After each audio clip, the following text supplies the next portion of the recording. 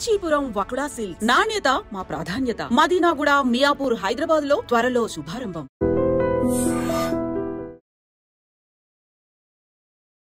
Problem ఏమైందంటే ఈ ఎఫ్డిఎన్ఎస్ ఆఫీసర్లు అందరూ ఎట్లుంటారంటే వాళ్ళకి H1B గురించి ఏమి తెలియదు. వాళ్ళకి ఎక్కువ రిటైర్డ్ FBI ఆఫీసర్ కానివ్వండి, ఇమిగ్రేషన్ కస్టమ్ ఎన్ఫోర్స్మెంట్ ఆఫీసర్ కానీ వాళ్ళకి కాంట్రాక్ట్ మీద హైర్ చేసి పంపిస్తారు.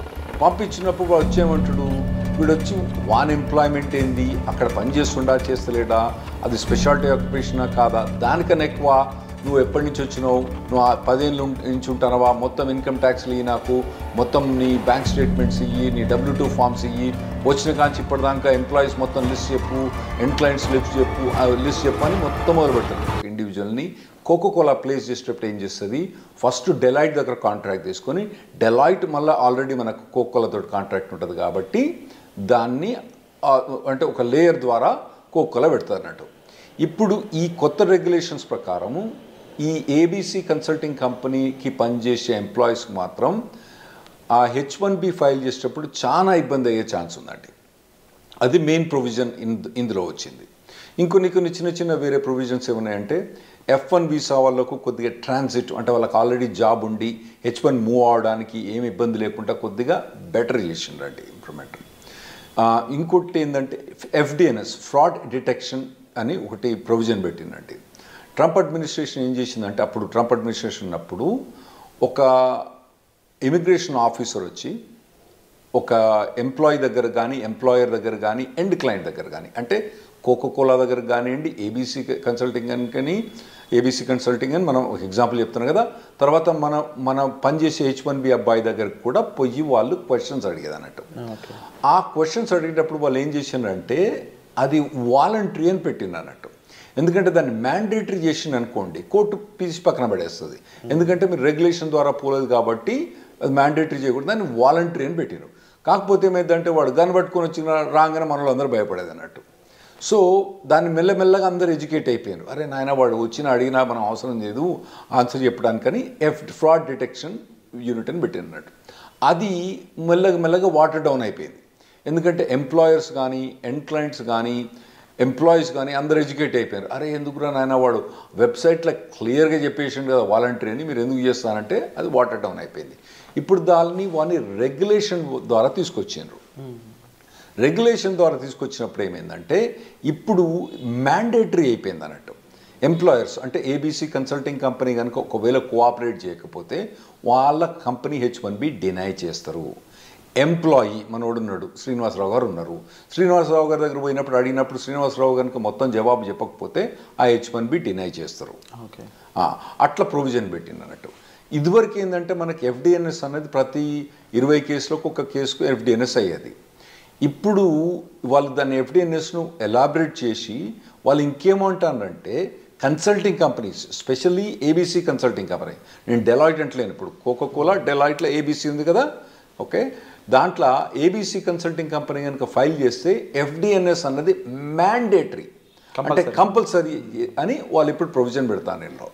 సో ఇవన్నీ ఎట్లా ఇంప్లిమెంట్ అవుతుంది అన్నది మేము చూడాలి వాళ్ళు ఇంప్లిమెంట్ చేసినప్పుడు.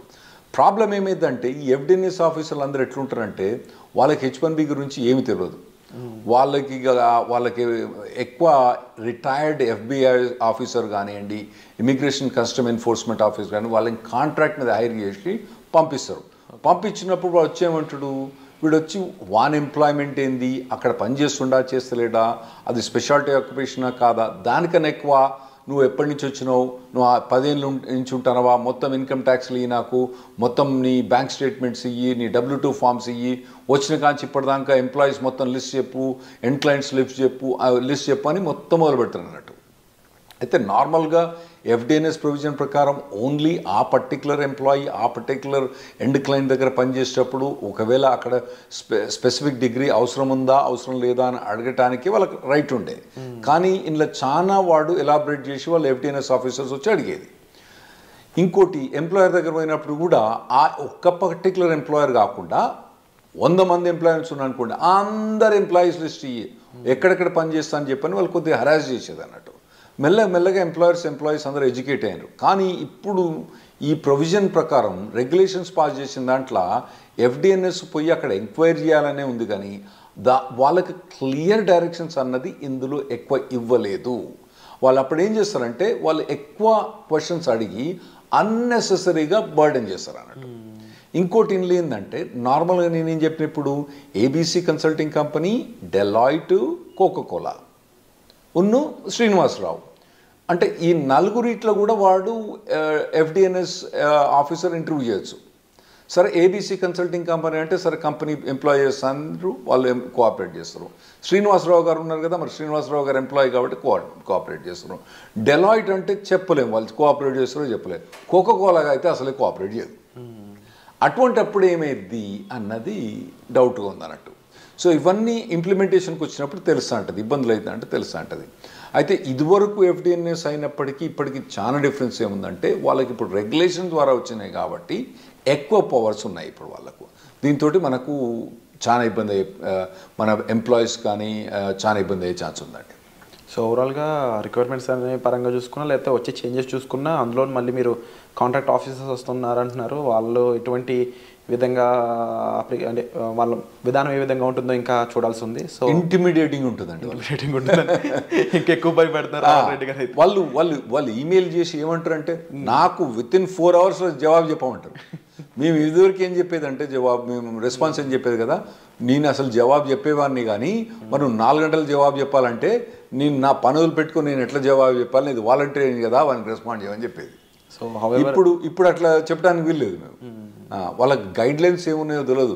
వాడు 4 గంటలు అంటే మరి 4 గంటలు ఎప్పటి నుంచి ఇన్ఫర్మేషన్ అంతా తీసుకొచ్చి ఇవ్వాలి కదా వాడు. True sir. And somehow thank you so much for the information sir. So ఇంకా వచ్చే ఎపిసోడ్లో స్పెషల్ ఆక్యుపేషన్కి సంబంధించి H1Bకి ఏ విధంగా ఉంటాయో కూడా తెలుసుకుందాము. సో వచ్చే ఎపిసోడ్ కోసం stay tune. Thank you so much.